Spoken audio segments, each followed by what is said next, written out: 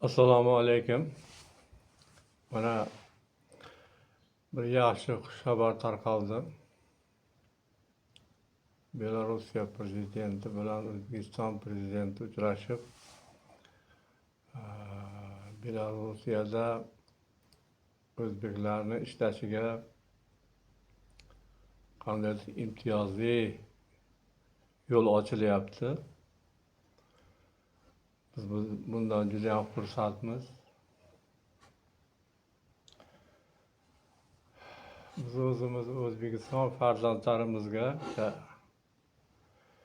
maslahat bergan bo'lardim. Mana bizga ham chet ellardan yer olib ishlagani insonlar kelishyapti, masalan, qo'shni davlatlardan, boshqalardan. Ular ishlashdan oldin hujjatlashtirish ishlarini juda ham puxta qilishadi. Hujjatlashtirish ishlari qanday amalga oshirilyapti bu yerda? Masalan, bir 10 gektar, 20 gektar, 50 gektarni chet el fuqarosi olyapti. Birinchi qo'yiladigan shart muddati. Masalan, 30 yilga, 50 yilga shartnoma qilib olinyapti. Misol uchun. Keyin davlatlararo shartnoma bor. Uni o'zini qonun qoidalari bo'yicha, hamma bandlari bo'yicha kim qanday holatda nimaga amal qilish bo'yicha bu holatlar ko'rib o'rganib chiqib, keyin shu yerda olinadigan foydani qancha qismi, kimga qancha qismi bo'linadi. Bu haqida ma'lumotlar bor. Bundan tashqari fuqarolarni o'zi shaxsiy mablag'ini olib kelib tikayotgani yo'q, masalan, O'zbekistonga. Katta firmalar bo'lsa, firmalar o'zlarini mablag'larini tikadi. Agar jismoniy shaxslar bo'lsa, jismoniy shaxslarga davlati shu boshqa davlatda ish yurgizish uchun subsidiyalar ajratiladi. 5% subsidiyalar. Endi davlatlararo nazoratga tushadi bu narsa. Davlatlararo himoyaga ham bir taalluqli joyi bo'ladi. Endi O'zbekistondan borib, masalan, oilangiz uchun to'plangan pulni chet elga sarflab, uni qonunlashtirmasdan xatti-harakat qilsangiz, ancha mushkulotlar yuz berishi mumkin. Masalan, Belorussiyada o'zlarining qonun qoidalari bor. Qonun qoidalarini yer to'g'risida, mulk to'g'risida qonun qoidalarini yaxshilab o'rganib chiqish kerak. O'rganib chiqib, albatta hujjatlashtirish kerak. Hujjatda aniq qanday maqsadlar bo'lsa, ularni ko'rib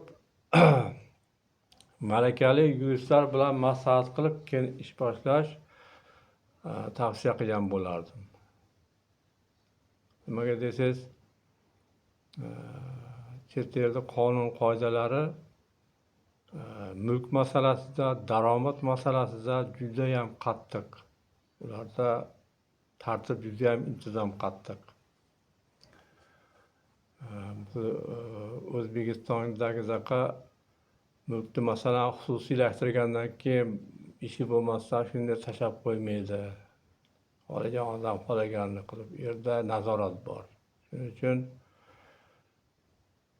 o'zbek farzandlarimizga Belorussiyada ishlash juda ham ma'qul, juda ham ma'qul. Lekin qonunlashtirib, hujjatlashtirib ish boshlashni tavsiya qilgan bo'lardim. Keyin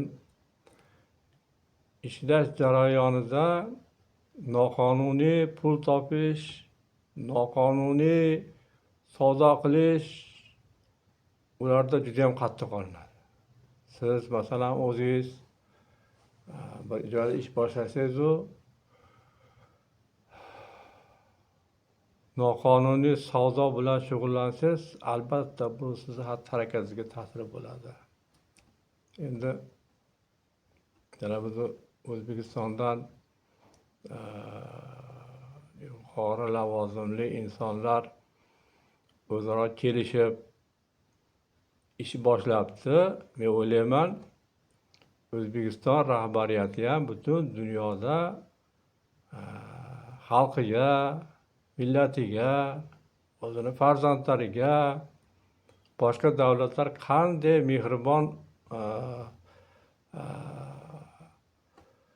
mehribonlik ko'rsatayotgan bo'lsa, biz O'zbekiston mansabdorlari ham O'zbekistondan Belorussiyaga borib ishlaydigan farzandlarimizga shunday mehribonlik, shunday himoyani tashkil qilish kerak.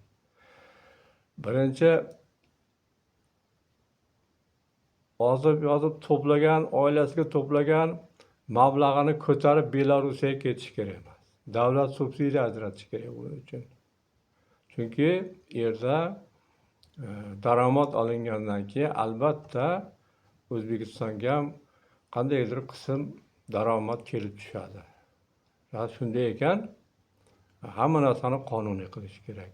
Men mansabdorlarimizga ham maslahat bergan bo'lardim. Bu yerda hech qanday bir ochiq oydin ish qilinmasa, bu yerda farzandlarimiz sodda, bizni o'zbek farzandlarimiz mehnatkash, lekin mehnatiga yarasha bir daromad olib kela olmasak holatlar yuz berishi mumkin. Agar hujjatlash ishlari, davlat himoyasi o'z o'rnida bo'lmasa, qonunlar o'z kuchini ko'rsatadi va qonunlar doirasida shartnomalar, boshqalar yaxshi tuzilmagan bo'lsa, keyinchalik yaxshi holatlarga olib kelmaydi. Bu millat sha'niga ham, davlat sha'niga ham yaxshi holat bo'lmaydi. Shuning uchun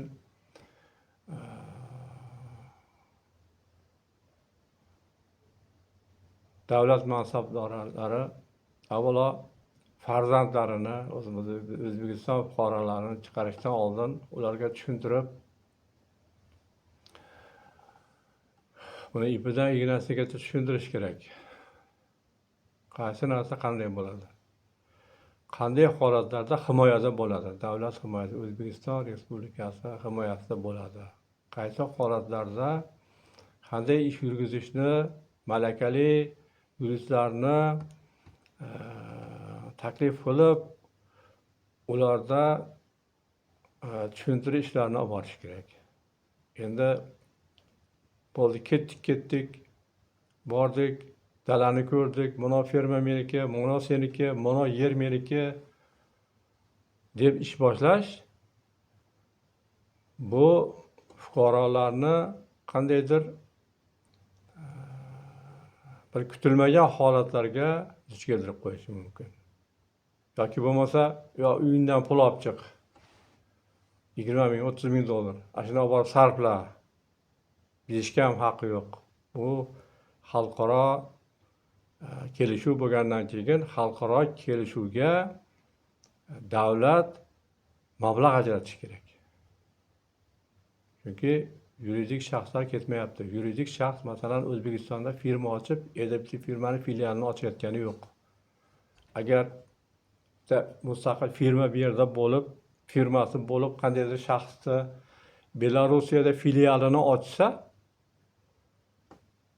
u tashqi ishlar nimasi bo'yicha hujjatlashgan bo'lsa, u yuridik jihatdan kuchga ega qandaydir himoya bilan ketadi. Lekin shaxslar o'zi to'g'ridan to'g'ri borib, u yerda hech qanday hujjatsiz, boshqasiz faoliyatni boshlab olsa, o'zini mablag'i bilan o chegim muammo kelib chiqadi. Shu masalalarda davlat mansabdorlari bu yerdan chiqayotgan farzandlarimizga hammasiga yuridik jihatdan maslahat berib, to'g'ri yo'l ko'rsatishlari talab qilinadi. Endi mana bizni o'zimizda men bo'layotgan ishtimani gapiraman. 10 gektar, 20 gektar yer ajratilyapti. Unga masalan bir o yerni kimnikiligini ham birov bilmaydi. 2 yilga kam ta'minlangan oilalarga foydalanish uchun deyilyapti. O xat hujjati boshqasi hech kimga hech qanaqa ma'lumot berilayotgani yo'q. Endi O'zbekistonda mayli endi bu xo'p. Hokimiyat gapiryapti, u deyapti, bu deyapti deb ish yuritilyapti. Endi mayli O'zbekiston ekan bu endi bu yerda bizda ichimizda bo'laveradi. Lekin xalqaro aloqalarda shunday holat bo'lsa, borgan odam mehnat qilib, bu yer kimnidir nomida bo'lib, boshqa bo'lib yoki bo'lmasa qandaydir ikkinchi, uchinchi odamlar paydo bo'lib, o'rtada foydani mehnatkashga tegmasa, yana tepada kimdir subsidiyalar ajrab boshqa bo'lib, unga ega chiqib, bu holatlar yuz berishi kerak emas. Bu holatlar juda ham qonunga xilof va xalqqa manfaat keltirmaydi. Endi davlatning siyosati, har qanday davlatning siyosati fuqarolarni, umumiy xalqni, umumiy hayotini yaxshilashga xizmat qilish kerak. Maqsad shunday bo'lgandan keyin O'zbekiston xalqi ishlasin chet elda. Manfaat ko'rsin. Ishlayotgan odam manfaat ko'rsin. Uni tepasida turgan yoki bo'lmasa yana bir ikkinchi, uchinchi odam bu chaqovchilik bo'lib ketishi kerak emas bu narsa. Endi ishlatayotgan masalan ish beruvchi davlatlar ham bu yerda qonun qoidalari boshqasi bizda bu yerdagidan ko'ra juda ham bir amal qilib ishlasa adolatli holatlar bo'ladi. Adolat bo'ladi. Chet ellarda halol mehnatga adolat bor. Adolatni o'zimiz buzmasak, chet elliklar buzmaydi. Shuning uchun Belarusga borib ishlashni tavsiya qilinganiga juda ham xursandman. Chunki Belarus xalqi ham bizga yot emas. Umumiy tutumlari, hayot tarzi, boshqasi hammasi o'zbeklarga, belaruslarga bir-biriga mos keladi. Faqat pul topish, foyda ko'rish masalasida o'zimizda O'zbekistonda juda ko'p holatlarda rahbarlarda ham yuz beryapti, insonlarda o'zida ham yuz beryapti.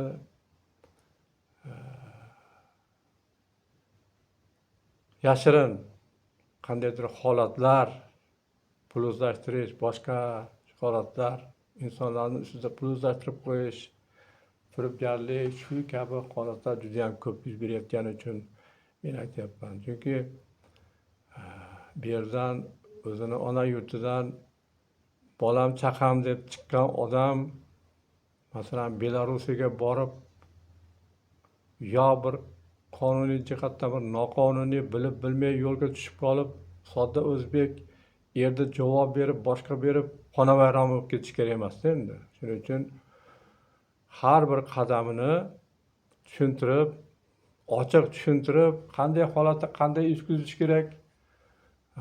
Avvalo sen moncha foydalasan, oncha foyda olasan deb uni qiziqtirish yaxshi. Lekin o'zini xavfsizligi, davlat himoyachiligini, qanday holatda davlatning himoyasidan chiqmay ishlayotgan bo'ladi yerda. Yerda qonun qoidalariga qanday holatlarda amal qilib yursa foydali bo'ladi. Hop, ko'proq daromad topadi. Shu Belarusiyada ishlab, mana palonchi o'zbekistonlik manoncha daromadga ega bo'lib, manoncha foyda ko'rdi. Xalqqa, davlatga mana shuncha kelib pul tushdi. Belorussiya davlatiga ham shuncha pul tushdi. Shu insonni orqasidan degan gaplarni eshitish judayam orzu qilamiz biz, albatta. Maqsadimiz shu farzandlarimiz qayerda yursa ham bir qonunni bilgan holda, qonunga amal qilgan holda, bir oddiy holatlarda bir qoqilib qolmasligini oldini olish maqsadida chiqib mana gapiryapmiz. Mansabdorlarimizga ham, fuqarolarimizga ham meni beradigan maslahatim xalq bo'lish kerak. Xalq, pul, boylik, hamma narsa bo'ladi.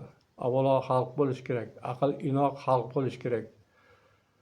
Bir-birini aldash yoki bo'lmasa mug'ambirlik, shu kabi xislatlarni hech bo'lmaganda chet elga chiqqanda, davlat miqyosida ruxsat berilganda, mansabdorlaru borib ishlaydiganlaru hammasi bir yoqadan bosh chiqarib, shu bir-biriga mehribon bo'lib, yaxshi ochiq yo'l ko'rsatib qilinsa, bu xalq uchun ham, davlat g'aznasi uchun ham, u borib ishlaydigan Belorussiya davlatini xalqi uchun ham juda manfaatli holat bo'ladi va O'zbekni nomi yana ham ulug'lanadi.